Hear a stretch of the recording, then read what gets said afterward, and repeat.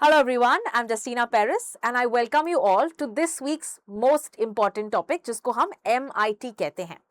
तो इस हफ्ते आपने देखा होगा बहुत सारे करंट अफेयर्स आर्टिकल्स थे, but there was one such article that really stretched through this week and through the previous one, and that was an important issue कि ट्रम्प ग्रीनलैंड क्यों हासिल करना चाहते हैं? Why does Trump want Greenland? So we're going to understand about the whole Greenland issue जो dispute चल रहा था. We'll understand about where this place is geographically. We'll understand what is the significance of this region.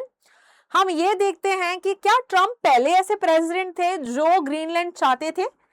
इससे पहले किसी ने ऐसा claim किया है?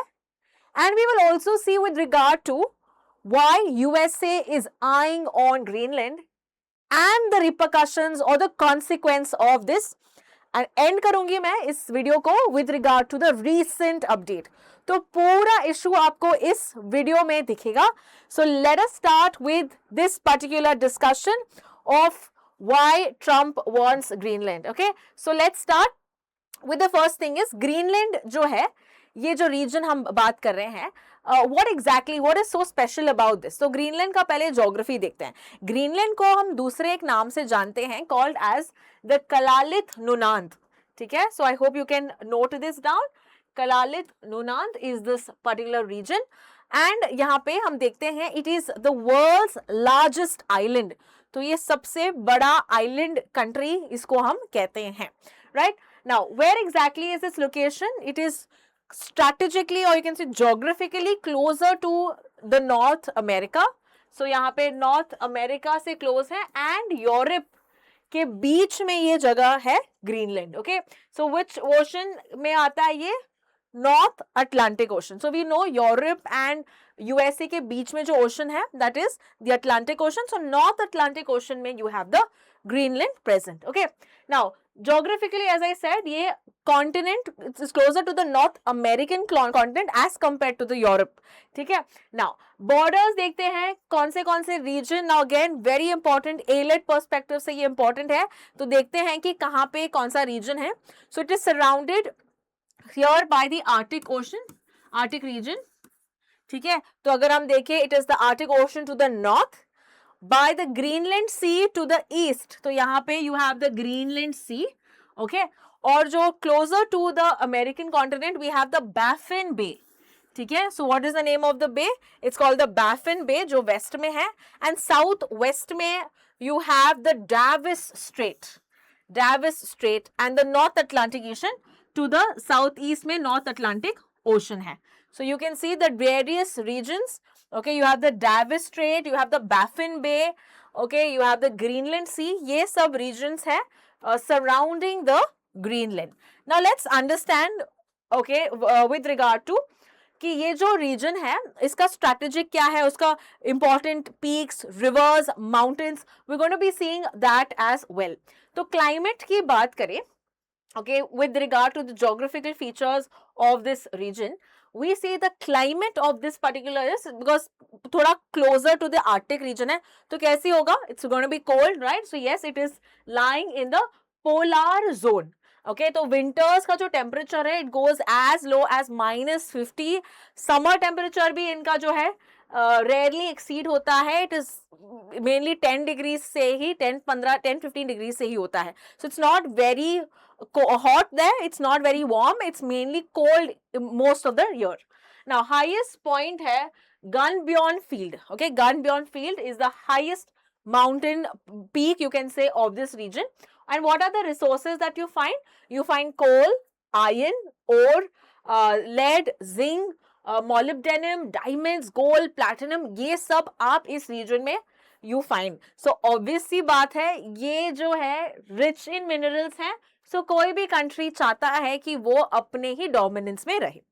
Now coming to the mountain ranges, कौन से mountains हैं?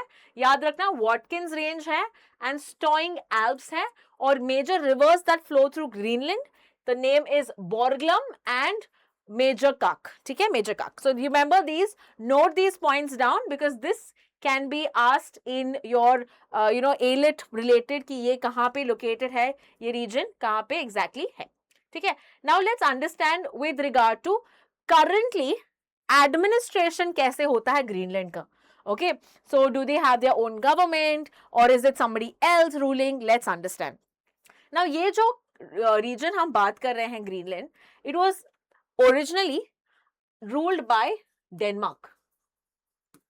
ठीक है, डेनमार्क की कॉलोनी रह चुकी थी. Okay, now what happened is it currently now behaves और functions as a territory under Denmark, but फिर भी इसके पास अपनी रूल करने वाली पावर है. For example, it has its own self governance, it has its own parliament, वो खुद अपने लॉज बनाता है but under the Denmark territory. So यहाँ पे उनके पार्लियामेंट का नाम क्या है? It is Inatsisartut. ठीक है, so just remember different parliaments हमने अभी तक देखे हैं. सो ये आपको याद रखना है, किसका पार्लियामेंट है? ये ग्रीनलैंड का पार्लियामेंट है. ओके, नाउ डेनमार्क जो है कौन से चीजें रूल करता है या उनके सब्जेक्ट्स कौन से हैं उनके पास? You have the defence subject, foreign affairs का सब्जेक्ट एंड करेंसी सब्जेक्ट. ये तीनों सब्जेक्ट्स जो है डेनमार्क डिसाइड करता है for Greenland because it is a territory under Denmark. Is that clear? So Greenland के इलेक्टेड गवर्नमेंट मैनेज करते हैं आपस यानी domestic efforts. Foreign efforts will be looked after by that is Denmark. Okay, तो ये act आया था self rule act 2009 जो रिकॉग्नाइज करता है the right to self determination for Greenland. So if you can see, now this is an over, थोड़ा bird's eye view दिख रहा है आपको. So this is the US region that we talk about. Arctic Ocean यहाँ पे है. With Greenland here. Greenland का capital क्या है? It is Nuuk. Okay, so remember this.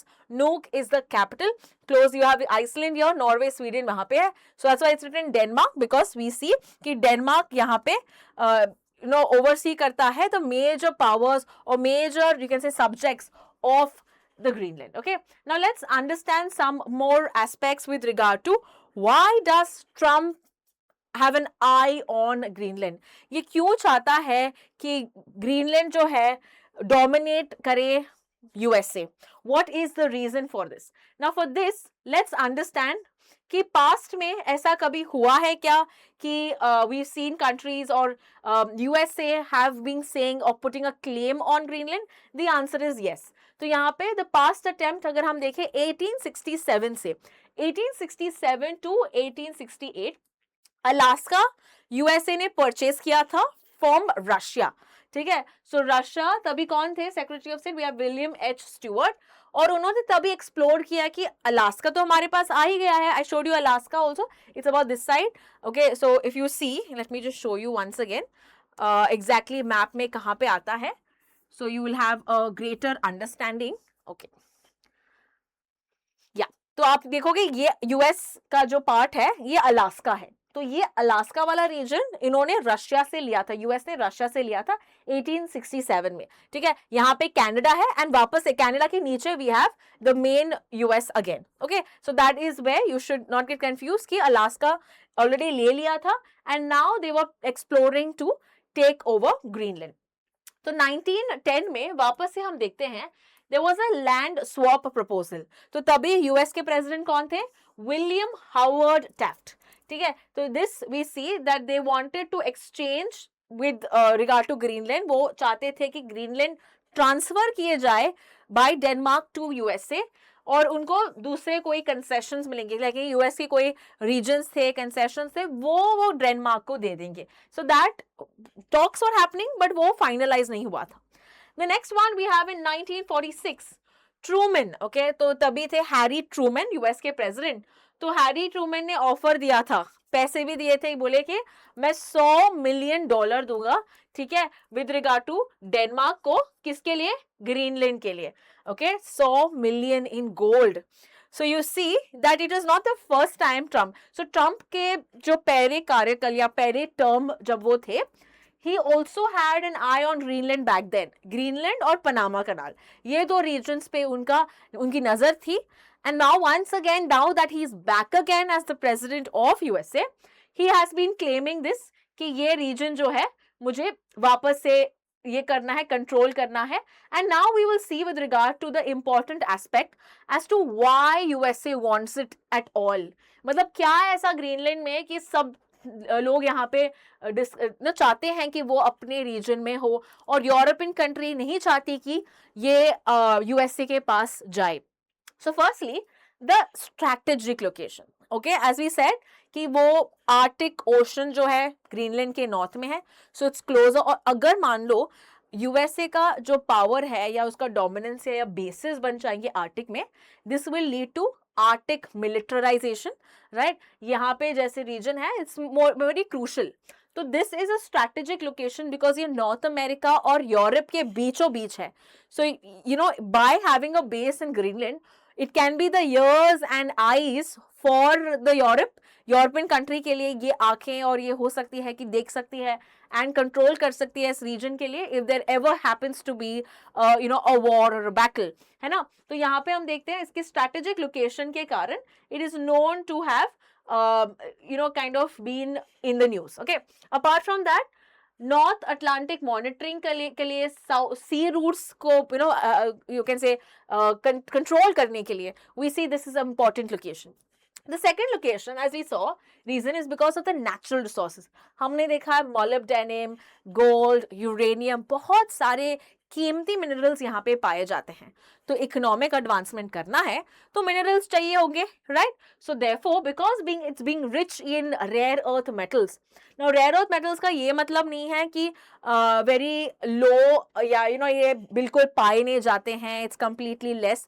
It means कि ये जो मिनरल्स हैं इन ये दूसरे एलिमेंट्स के साथ होते हैं, जिसके कारण वो जो प्रोसेसिंग और सब होता है, ठीक है, that takes up a lot of time and money and efforts. Okay, so it's not that it is rare, it's not that it is less, but because it is found as minerals with something else, जो processing वाला power होता है ये बहुत ज़्यादा होता है, इसीलिए उसको rare कहते हैं, ठीक है. otherwise they are found in abundance, it's not that they are rare, but processing takes more, you can say, task. so that is why the rare earth metals इसका नाम है.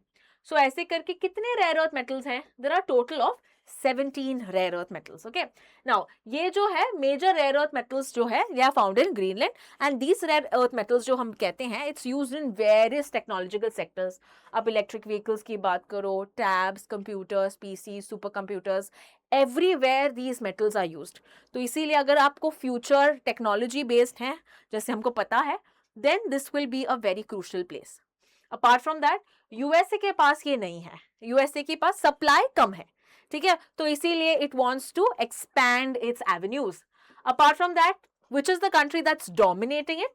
Country that is dominating in with regard to critical minerals या rare earth elements, ये China है. तो उसको dominate, अगर उसका dominance को अगर रोकना है USA को, then it has to acquire territories like these, right? Because China और US की बनती नहीं है. So अगर उसको एक जवाब देना है उसको, it needs to have enough supply with itself. That's the reason we see the second important issue. The third important issue is military and early warning importance. Now we have to be aware of this कि USA in fact had a base in Greenland, और उस base का नाम था Thule Air Base, but later it's called as the Pituffik Space Base. तो US का है ये space base where in Greenland, ठीक है. This was allowed, ये डेनमार्क ने दिया था USA को. सो यहाँ पे we have crucial missile fire करने के लिए, स्पेस सर्विलेंस के लिए, होमलैंड डिफेंस के लिए ये बेस यूज होता है. It is also integral to the North Atlantic Treaty Organisation जो नेटो है. Now let's understand a little about NATO. NATO जो है बना था 1949 में, ठीक है, according to the Washington treaty, या इसको हम नॉर्थ अटलांटिक ट्रीटी भी कहते हैं.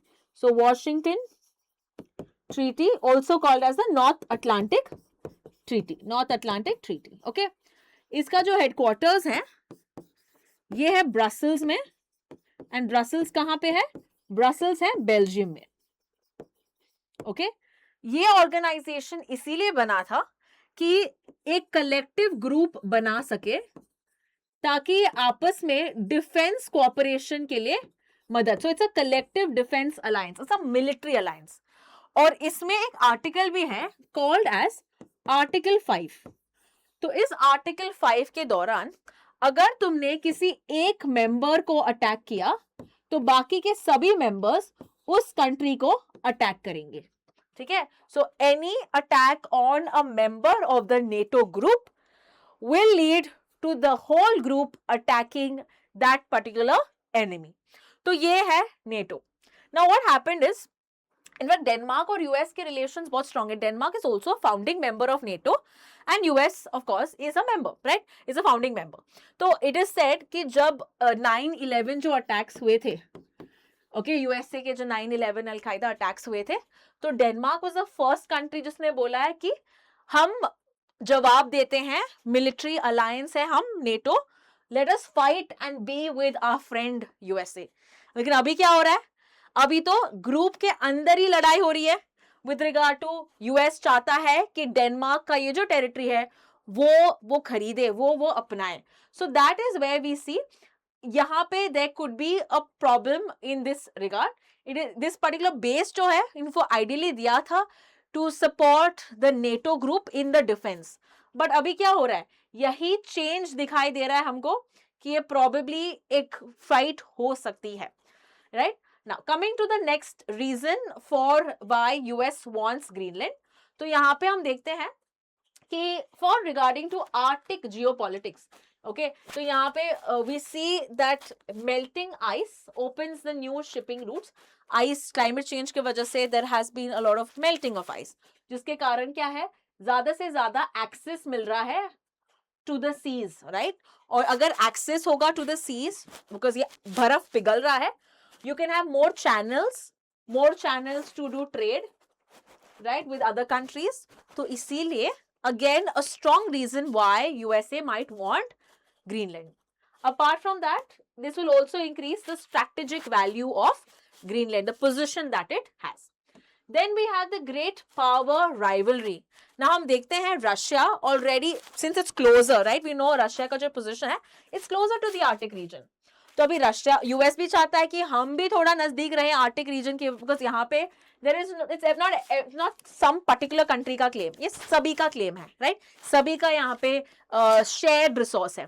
तो जैसे Russia is closer to Arctic, USA also wants to be closer to Arctic region to have a claim in this region. तो यहाँ पे चाइना भी इनफैक्ट है, चाइना का भी ग्रोइंग प्रेजेंस है, इंडिया ने भी किया है, बट इंडिया का रिसर्च प्रेजेंस है, यानी रिसर्च स्टेशंस हमने किए हैं, और हमारा रिसर्च स्टेशन का नाम क्या है, it is Himadri. So note this down, India's research station in Arctic region is called Himadri. A quick question for you, Antarctic region में इंडिया का रिसर्च स्टेशन का नाम क्या है, जल्दी से मुझे कमेंट सेक्शन में बता दीजिए. What is the name of India's research stations in the Antarctic region, South Pole में, जल्दी से कमेंट सेक्शन में बता दीजिएगा, ठीक है. Now let's quickly understand with regard to the next reason, the long standing US defense presence. तो rights under the 1951 एक अग्रीमेंट हुआ between US and Denmark, okay, जिसमें यहाँ पे यूएस को राइट मिला था to operate, to have certain military basis in Greenland, ठीक है. तो इसीलिए you see it, we talked about the base, right, air base, Thule air base, उसके बाद हुआ Pacific space base. So because of this basis that it already had historically, US इसको claim करना चाहता है, ठीक है. फाइनली यूएस का स्ट्रैटेजिक इंटरेस्ट है, बिकॉज वी ऑल्सो सॉ कि प्रीवियसली यूएस एडमिनिस्ट्रेशन ने कैसे बातचीत की है, एक्सप्लोर किया है कि हम यहाँ पे इसको अक्वायर करें, you know, Truman said $100 million. So ऐसे अलग अलग यहाँ पे क्लेम्स हुई थी कि स्वैप किया जाए, लैंड स्वैप अग्रीमेंट्स. सो यही फर्दर सस्टेन कर रहे हैं, फर्दर इसको कंटिन्यू कर रहे हैं, that is Trump. Is that clear? So अभी तक हमने देखा है व्हाई यूएस वांट्स इट. ना अगर मान लो यूएस ये ले लेता है, या यूएस फोर्स का इस्तेमाल करके ग्रीनलैंड को लेता है, because we already seen in the previous MIT, जैसे उन्होंने वेनेजुएला के जो प्रेसिडेंट है निकोलस मदुरो को लिया था, वैसे भी ऐसे कुछ यहाँ पे हो सकता है क्या. तो ये जो है ये इम्पैक्ट करेगा बहुत सारी चीजों को. So let us see now in regard to that view कि क्या हो सकता है इफ इट ऑल यूएस ऐसा कुछ मूव करता है, what are the repercussions on NATO. NATO का आपको ग्रुपिंग मैंने अभी बताया था. So let's see, versus intra alliance cohesion, मतलब ग्रुप के अंदर ही तुम यहाँ पे फाइट कर रहे हो. इंट्रा अलायंस मतलब within the group there was going to be a problem relating, right? So यहाँ पे ये नेटो का जो प्रिंसिपल है, mutual trust, voluntary with regard to cooperation, ये अफेक्ट करेगा, राइट? ट्रस्ट नहीं कर पाएंगे आपस के ग्रुप में, तो ये ग्रुप जो है ये क्या होगा, ये वीक होगा. एंड इससे कौन बेनिफिट करेगा? Countries like Russia, countries like China, जो इस ग्रुप का मेंबर नहीं है. ये तो बाहर से ये, अरे वाह, ये लड़ाई कर रहे हैं आपस में, हमारा यहाँ पे टाइम होगा, to increase economic development, to increase you can say cooperation. तो ये जो है कंट्रीज बेनिफिट करेंगे अगर नेटो आपस में यहाँ पे झगड़ा करेगा, ठीक है? सो दिस विल, अगर इंटरनल फ्रिक्शन होगा, this will create, you can say, an imbalance, this will create a kind of a turmoil with regard to geopolitics. दूसरा है आर्टिकल 5. तो आर्टिकल 5 की अगर हमने बात की ऑलरेडी कि आप अगर एक ग्रुप को अटैक करते हो, सो इन दिस केस अगर यूएसए अटैक करता है ग्रीनलैंड को, then what is the repercussion? यहाँ पे सभी जो नेटो कंट्रीज हैं इसको कहेंगे कि ये आर्म्ड अटैक है, तो हम यहाँ पे आपको अटैक करेंगे. यानी यूएस और ये बाकी के यूरोपियन कंट्रीज के बीच में फाइट हो सकता है, राइट? सो इसीलिए अगर आर्टिकल 5 जो है, it is meant for external attack, okay? External, तो इंटरनल डिस्प्यूट के बारे में मेंशन नहीं किया. मतलब आपस में अगर एक कंट्री दूसरे अटैक करता है दूसरे कंट्री पे, वो बताया नहीं है. मान लो कि रशिया या चाइना अटैक करता है, तो उसके बारे में ये बोलता है. बट इट इज सेड कि डेनमार्क जो है ये एक हिंट दे रहा है कि आर्टिकल 5 इन्वोक करेगा, डिस्पाइट कि ये सिर्फ एक्सटर्नल अटैक के लिए, या सिर्फ ये एक्सटर्नल अटैक के लिए, इंटरनल अटैक के लिए नहीं है, फिर भी डेनमार्क ऐसा कर सकता है, ये इन्होंने हिंट दिया है. So we understood that article 5 is for external threat. Like मान लो कि पाकिस्तान ने उनको अटैक किया, जस्ट फॉर एग्जाम्पल, तो ये इन्वोक होगा. लेकिन आपस में अगर एक दूसरे कंट्रीज कर रहे हैं fight, then it will not apply, is what NATO का आर्टिकल 5 कहता है. Okay, now I will also explain कि डेनमार्क ने फिर क्या किया है. Has it been quiet about all this? देखो, पहले हैं प्रोटेस्ट चल रहे हैं. प्रोटेस्ट कहाँ पे चल रहे हैं? ग्रीनलैंड में प्रोटेस्ट चल रहे हैं. ग्रीनलैंड का प्रोटेस्ट का नाम यहाँ पे याद रखना है, hands off Greenland. Hands off Greenland. So it does not want to be a part of USA. समझ में आया? This is the name of the protest that is happening. Note it down. Denmark is also creating a kind of an operation, दूसरे countries को साथ बोल के, European countries को साथ लेके, कि अगर मान लो ऐसा कोई ऑपरेशन हो जाता है, we need to be prepared. So the operation is hinted as operation Arctic endurance. Okay, ये किसका ऑपरेशन है? किसने स्टार्ट किया है? डेनमार्क के लीडर ने स्टार्ट किया है, including various European countries. Name of the operation is Arctic endurance. Okay, तो ये आपने कुछ जीके के लिए फैक्ट्स याद रखना है. Apart from that, it is said कि आर्टिकल 4 डेनमार्क इन्वोक कर सकता है. आर्टिकल 4 क्या कहता है कि मेंबर कंसल्ट करेगा पहले among the countries before invoking article 5. तो आर्टिकल 5 करने से पहले आर्टिकल 4 करना पड़ेगा. और article 4 talks about territorial integrity, political independence, and जब तुम्हारा सिक्योरिटी खतरे में है तो ये यहाँ पे बातचीत होती है. Finally, a breach of political and moral expectation. So हमने देखा है कि Denmark is always been a consistent ally of friend, okay, of the NATO. यानी कि उन्होंने जब भी अटैक हुआ था विद रिगार्ड टू ट्रूप्स दिए हैं, it has suffered losses. Specially अगर हम अफगानिस्तान की बात करते हैं, व्हेन दे हैड सेंड, जैसे यूएस अफगानिस्तान में जब जैसे हुआ था 2001 में, so they had sent people and they lost lives also. So ये इतना, it has been a consistent player and partner to NATO. तो जब ये हो रहा है, this US move जो है, this will really violate the alliance का जो trust, the solidarity norms, the goodwill that the members had within themselves, और ये group break हो सकता है, ये हम देखते हैं. But now coming to understand what has been the international law with regard to this, कि क्या ऐसा कोई कंट्री दूसरे कंट्री को जब्त कर सकता है, ओके, टेरिटरी को अक्वायर कर सकता है यूजिंग फोर्स. ओके, तो ये हम देखते हैं with regard to international law. तो यूएन का charter, United Nations, the multilateral organisation, जो डिक्टेट करता है और गुडविल या मेंबर कंट्रीज के रिलेशंस को चेक करता है, तो यूएन चार्टर। तो यूएन चार्टर, उसके अंडर आर्टिकल 2 की बात करें, हम देखते हैं ये प्रोहिबिट करता है of acquiring a territory by the use of threat. धमकी देके, फोर्स में लेके तुम दूसरा टेरिटरी हासिल नहीं कर सकते अकॉर्डिंग टू आर्टिकल 2। ओके, और एनी टेरिटोरियल ट्रांसफर होता भी है, it will require the consent of the concern state. मतलब मैं हक से बोल सकती हूँ कि yes I am a part of this country, but you can not use force and acquire any other country. तो यहाँ पे किसका तुमको यहाँ पे परमिशन लेना पड़ेगा? The people of Greenland. The people of Greenland will have to take as well as with regard to Denmark, because ये डेनमार्क का भी टेरिटरी है, डेनमार्क भी इसके कुछ लॉज देखता है, पॉलिसीज देखता है, तो दोनों डेनमार्क एंड ग्रीनलैंड को अपना परमिशन देना, कंसेंट देना होगा, फिर ही ये ट्रांसफर हो सकता है।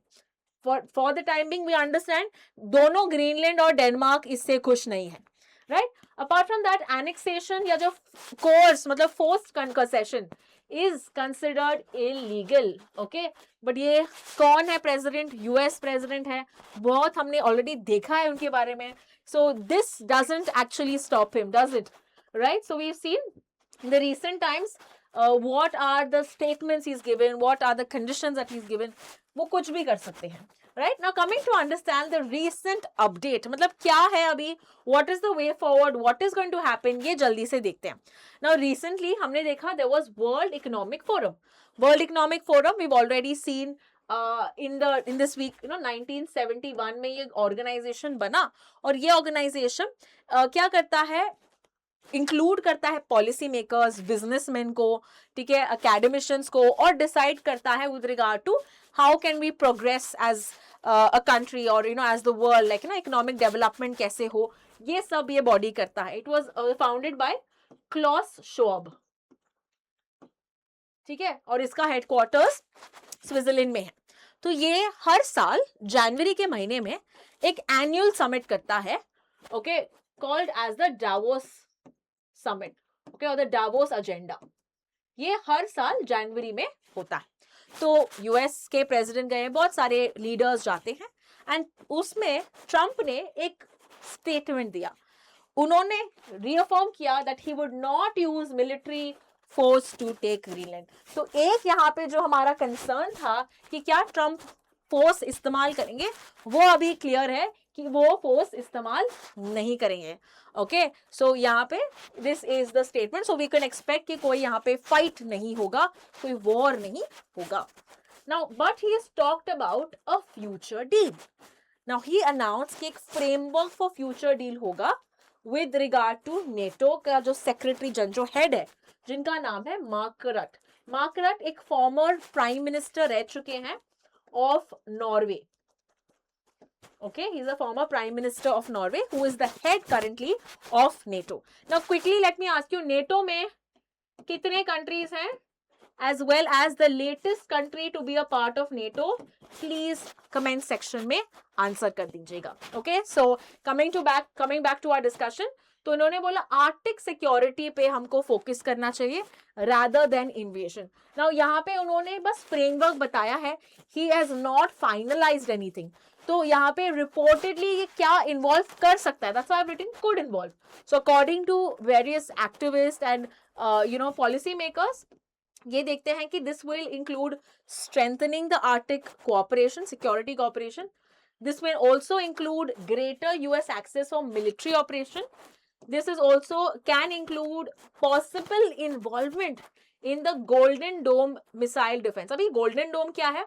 This is a multi-level air defence system, ठीक है, मल्टी लेवल सिस्टम जो इनकमिंग मिसाइल और सबको टारगेट कर सकता है। That is what many countries have done. तो यूएस का जो सिस्टम है इसको गोल्डन डोम कहते हैं। जैसे हमने रिसेंटली देखा था ताइवान का कौन सा है, टी डोम। ओके, इजराइल का क्या है, आयरन डोम, और यूएस का क्या है, गोल्डन डोम।